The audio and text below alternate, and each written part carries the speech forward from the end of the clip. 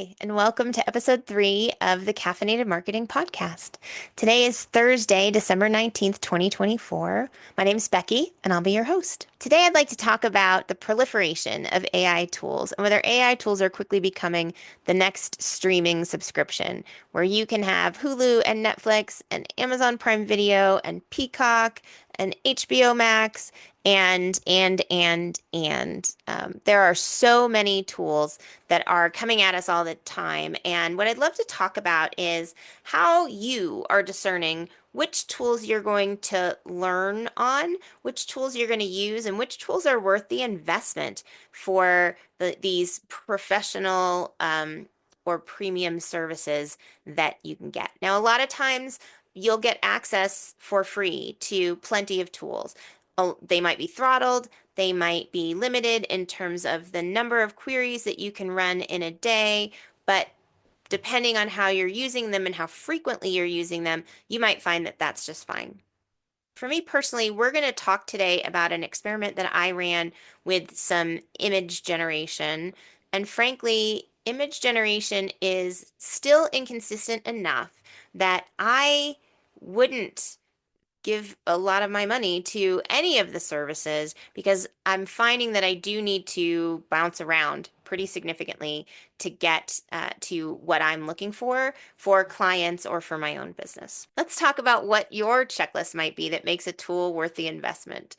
I would say for me, it's ease of use, it's frequency, it's what are the benefits that come with it? Is it just time savings? Is it capacity? Are there access to different models? So I'm on a down level model on the free version and a newer AI model on the paid version. And then what's my relationship like with that AI? And we're going to talk a lot about the human nature of this work in this podcast. So, which AI do you feel like you have a good relationship with that you want to use in your work that you'd be willing to pay for? I will often humanize the tools that I talk about here on the podcast. Maybe that'll sound silly, but who can I depend on when my work is important? Personally, for example, I find Claude to be more reliable, easier to prompt to get to what I want than, for example, Copilot, which I find a little less reliable, a little less creative, and I feel like Copilot has a tendency to cut corners and give me as little as it can get away with that it thinks answers my prompt. Where Claude, as an example, will give me more and maybe I have to scale back. I personally would rather scale back than scale up. The other thing that I'd love for you to consider is you may be in a job where today you are limited to certain tools in terms of the work that you can do to deliver your job. And that makes a lot of sense. You don't want a million shadow AI tools popping up within a business. For you personally, as a marketer, I would encourage that you try not to have that hold you back. So if you are really excited about image generation or you are really excited about content generation, I would still encourage you on your own time with your own devices with examples that aren't necessarily going to involve you plugging your company's data into an AI they haven't approved. What are the things you can do to be building that stamina, building those muscles, and getting your own sense of which tools work best? The reason I'm encouraging that, as opposed to saying, hey, if it's Copilot at your job, go all in and become the best Copilot prompter you can be, many of these tools will guide you in your prompt building. And so if you are taking a more holistic approach, again, even if you're just using the free models, and even if you're using them to say, gosh, I need to write my child a letter from Santa, using that is like getting your reps in at the gym, right? You're going to get better. You may find that you get advice from the AI or it prompts you with, would you like me to do any of these things next?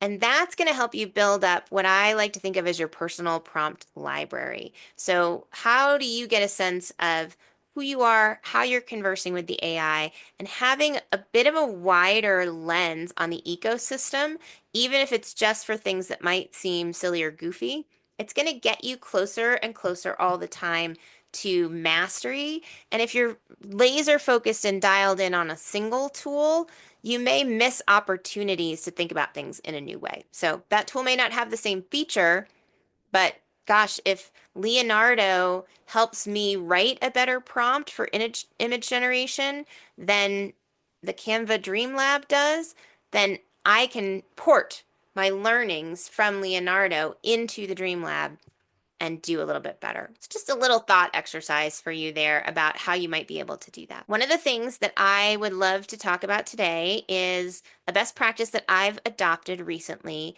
where I am trying to do head-to-head prompting across a number of tools. You'll hear a couple of goofy examples in the New Year's episode of the podcast where I challenged a couple of models to help me design a cocktail, but I've actually been using this in things for my work as well. So this week I've been working on creating a series of images to use in my own business. I needed a cover image for the podcast. I'm writing a book. I wanted some inspiration for the cover of the book. And I also had some client work that I was doing where I just needed mood board type inspiration for them and needed to be able to give them a high number of images in different styles that they could react to so that we could get to what is the energy that they were looking for and do a little bit of art direction, frankly, around their brand. Head-to-head prompting can be a really fun way to, number one, get better at asking for what you need, and number two, assess where you feel like you get results that are most pleasing to you. I read an example on LinkedIn recently, someone who said every time there's a new video tool that comes out from an AI perspective, they have two mixed breed dogs, and what they'll do is prompt a series of video creators with information about those dogs because they're mixed breed dogs. They're not as easy to generate as if I said, show me an English bulldog wearing a baseball cap. And they then head to head prompt that, and it gives them a baseline to say, gosh, this new tool came out, and it does a much better job listening to my prompt, understanding what I was looking for, and getting me closer to video that looks and feels like my dog. So I thought that was kind of a cool one. Anything you can do like that is building up your muscle and making you a better AI user. This week, I needed a cover image for the podcast. I needed a couple of other images. I was really trying to get to what is going to be my imagery style for several of the things that I'm launching in the first quarter and really trying to prompt to that. So I'm going to read you my prompt. And then I'm going to put all of this in the show notes on caffeinatedmarketing.com.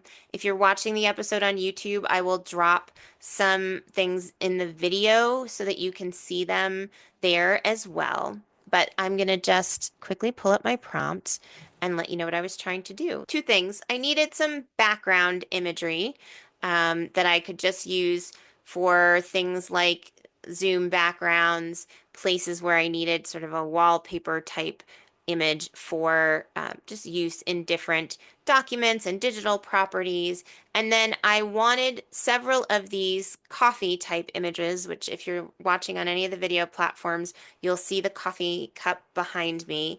I just wanted a few of those for use as different cover images or social posts, blogs, those types of things. So here's the prompt that I used. Create a highly detailed, photorealistic image of a tall, crisp, white paper coffee cup with a matching lid adorned with vibrant hot pink doodles that intricately woven together evoke the mesmerizing patterns of AI systems, computer networks, and brainwave activity, with curved lines and geometric shapes that resemble neural connections, microchips, and circuit boards against a crisp white background. And then I gave it my brand colors so that it knew where I wanted it to play from a palette perspective. And I'm reading the prompt out of Canva Dream Lab. So let me talk a little bit about the results that I got there. Some of these results were pretty close. I did not end up using yet any of the images that I got from Canva Dream Lab. I have a couple of things to note about that platform. So I ran this query, this prompt, a number of times. One of the things that I notice with the Canva Dream Lab is if you ask it for a thing and you ask it multiple times, it will think, oh, she must want multiple images. So if I ask you for a coffee cup, I'm going to give you two coffee cups or three coffee cups or two coffee cups plus a lid. The other thing that it did only once, and ChatGPT did this as well, or Dolly did this as well, um, was when I plugged in the hex codes for my brand palette, most of them just used those brand codes, but every once in a while an image would sneak in with a block of color and a hex code actually printed on the image. So Canva Dream Lab was one of those where that happened. Now, in the Canva Dream Lab, I can upload a reference photo, and it may be that that's a better option for me going forward to get closer to the imagery that I want, and the color palette that I want would be to say use the colors from the reference image, and then I stay out of the hex code business. But the hex codes give me more precision, hopefully, and so that's a trade-off that I wasn't sure that I wanted to make. My next head-to-head competitor was Leonardo.ai. I used the classic mode, and we'll talk a little bit about classic mode versus flow state. But the image that you'll see as the cover image of the podcast, or if you're watching on video, you'll see the coffee cup with the great nodes and lines. That was very much what I was going for. And then I loved the way they spread across the desktop because that really was evocative to me. That was not something I had prompted for. It was a little unexpected, but I liked it a lot. So that ended up being the winner in terms of images that I used for the use case that I was going for in that moment. When I switched from classic mode over to flow state, one of the things that happened is everything got a lot simpler. So the images I picked certainly do look like a very talented doodler could have doodled them onto the coffee cup and onto the lid and onto the desk.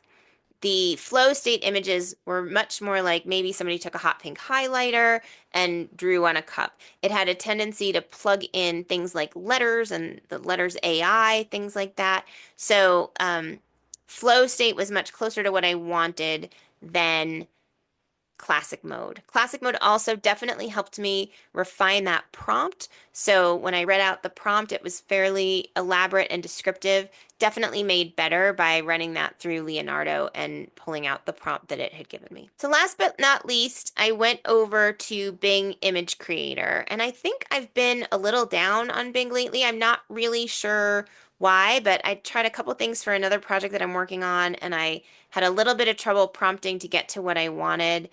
So I didn't have high hopes, and I plugged in my prompt and I got some absolutely stunning images.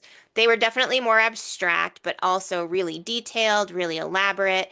I was working on background images for some of my digital properties. The images that came out of Canva were a mess and completely unusable. The pictures from Leonardo were still not what I wanted, and with the exact same prompt plugged into Bing, actually probably a shorter prompt plugged into Bing because it does have a character limitation. Suddenly, magically, there were the images that had been exactly what I had pictured in my mind. So that was pretty interesting. You'll see some of those images start to pop up here. I will try whenever I'm using AI generated imagery in any of the work to post those to the show notes on my website and cite them so that you know how I got to the image. I'll share the prompts, I'll share the final image, and hopefully that's another exercise that helps make you better. I did plug this into Dolly. I think I mentioned this before. So it started to get cranky after a few asks of please try again, please try again. And it started actually just printing my hex codes on the side of a coffee cup. I hope this is a helpful thought exercise. I hope it helps you think about ways that you could do some of this head-to-head testing and brings us back to where we started, which is I can't yet choose between Hulu, Prime Video, Netflix, Peacock, because I like my Bravo reality shows and I love Only Murders in the Building and Abbott Elementary and Ted Lasso and Bad Sisters, and all of those are on different platforms. much like I was happy with some of the outputs I got from each of these image generators, and I'm not ready to lock myself down to just one when I'm still at a point where I'm having to repeat prompt, head-to-head prompt, refine my prompts to get images that work for me. So, would love to hear what your framework is. What are your non-negotiables? What does it take for a tool to be worth you actually investing your own money? And then what are you learning just by giving yourself the freedom and flexibility to play with tools that may not be part of your day-to-day repertoire? I hope this was helpful. I hope you're enjoying the podcast. Cheers, friends. Let's get caffeinated.